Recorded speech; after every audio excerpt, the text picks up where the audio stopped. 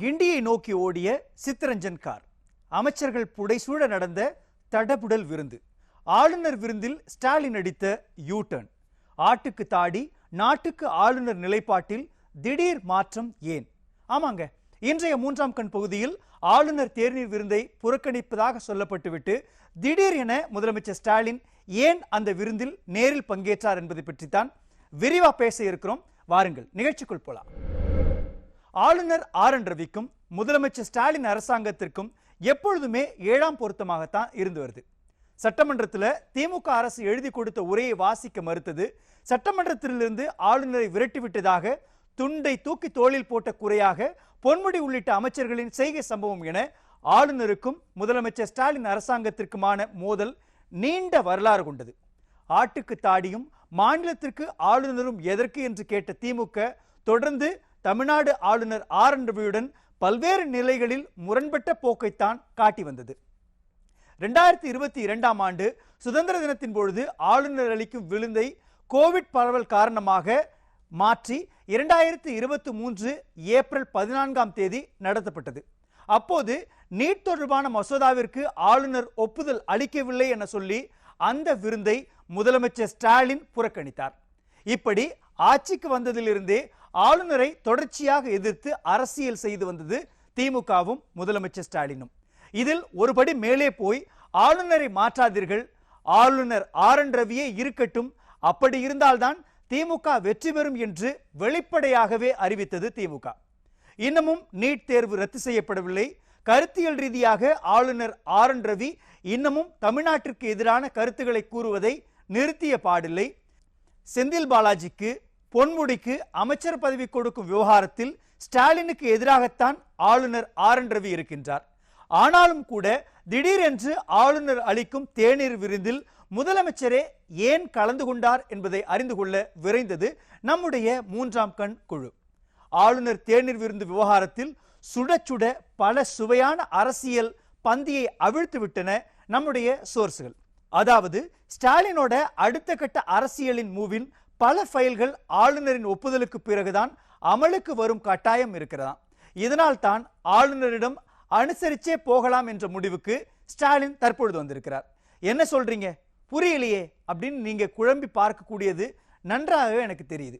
வெளிப்படையாகவே சொல்ல வேண்டும்னா உதயநிதிக்கு துணை முதலமைச்சர் பொறுப்பு, அமைச்சரவை மாற்றம், அமைச்சர்கள் தங்கம் தென்னரசு, KKSSR ராமச்சந்திரன் உள்ளிட்ட அமைச்சர்கள் மீதான ஊழல் வழக்குகள், ஆம்ஸ்ட்ராங் படுகொலை உள்ளிட்ட தமிழ்நாட்டின் சட்டம் ஒழுங்கு பிரச்சனைகள் என வரிசை கட்டி நிற்கும் பல விஷயங்கள் ஆளுநர் ஆர்.என். ரவியினுடைய கண் அசைவுக்கு பிறகுதான் அரங்கேறுமா. அதனால் ஆளுநர் ஆர்.என். ரவியை தாஜா பிடிக்க தொடங்கிவிட்டார் முதலமைச்சர் ஸ்டாலின். ஏற்கனவே செந்தில் பாலாஜியை அமைச்சரவையிலிருந்து நீக்கியது என அதிரடி காட்டிய ஆளுநர் ஆர்.என். ரவி உயர்கல்வித்துறை அமைச்சர் பொன்முடிக்கு பதவி பிரமாணம் செய்து வைக்க மறுத்தது என உச்சக்கட்ட மோதலில் இருந்தது நமக்கு நன்றாகவே தெரியும். திமுகவில் தங்கம் தென்னரசு, சாத்தூர் ராமச்சந்திரன் என்று அழைக்கப்படுகின்ற KKSSR ராமச்சந்திரன், பொன்முடி, அனிதா ராதாகிருஷ்ணன், கீதா ஜீவன் உள்ளிட்ட 11 அமைச்சர்கள் தலை மீது ஊழல் வழக்கின் கத்தி தொங்கிக் கொண்டிருக்கிறது. இதில் ஆளுநர் ஆர்.என். ரவி ஏதாவது அரசியல் செய்துவிட்டால் மொத்த அமைச்சரவையினுடைய கதியும் கலங்கி அல்லோலப்பட்டுவிடும் என்று உடன்பிறப்புகளே புலம்பி தள்ளி கொண்டிருக்கிறார் முதலமைச்சர் ஸ்டாலின். இது ஒரு பக்கம் என்றால், மற்றொரு பக்கம் தனது மகனை துணை முதலமைச்சராக்க வேண்டும் என்று ஸ்டாலின் உறுதியாக இருக்கின்றார். இதற்கான அனுமதியை ஆளுநர் தான் அளிக்க வேண்டும் என்ற நிலை இருப்பதால் இந்த சூழலில் ஆளுநரை எதிர்க்க தயங்குகின்றார் முதலமைச்சர் ஸ்டாலின். உதயநிதி துணை முதலமைச்சராகும் வரை ஆளுநரை யாரும் எதிர்த்து பேசக்கூடாது என்று கராராக ஸ்டாலின் உத்தரவு போட்டிருக்கிறார். இதனால் தான் திமுகவில் இருக்கும் உடன்பிறப்புகள் ஆளுநரே வருக, அழகு விருந்து தருக என்று கவிதை பாடிக்கொண்டிருக்கிறார்கள். ஆளுநரை பற்றி அழகு கவிதை யார் எழுதப் போகிறார்கள் என்பதில் தேனாம்பேட்டை கருணாநிதி மரணத்தில் படுஜோராக கவிதை போட்டி நடக்குதாம். தமிழ்நாட்டில் சட்டம் ஒழுங்கு பிரச்சனை முதல் அமைச்சர்கள் மீதான ஊழல் வழக்குகள் வரை பல சமாச்சாரங்கள் வரிசை கொட்டி கொண்டிருக்கின்றன. இவை அனைத்தையுமே மத்திய அரசின் கண்ணசிவில் இருக்கிறது. எங்கே திமுக ஆட்சியே ஆட்டம் கண்டுவிட்டால் என்ன செய்வது என்ற பதட்டம் திமுகவின் மூத்த தலைவர்களுக்கு திக் திக் திக் என்று திக் திக்கை கிளப்பிக் கொண்டிருக்கிறது.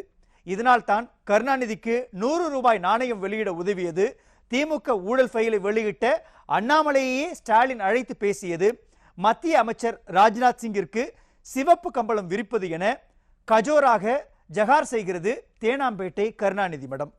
மொத்தத்தில் ஆளுநர் அளித்த தேநீர் விருந்தில் முதலமைச்சர் ஸ்டாலினே நேரில் கலந்து கொண்டது உதயநிதிக்கு லாபத்தையும், நீட்டில் உயிரிழந்த அனிதா உள்ளிட்ட மாணவ மாணவிகளுக்கு துரோகத்தையும் திமுக செய்துவிட்டது என்று உடன்பிறப்புகளே புலம்புகின்றார்கள். அரசியல்ல இதெல்லாம் சாதாரணமப்பா அப்படின்னு தேநீர் கோப்பையை கீழே வைத்து விட்டது திமுக.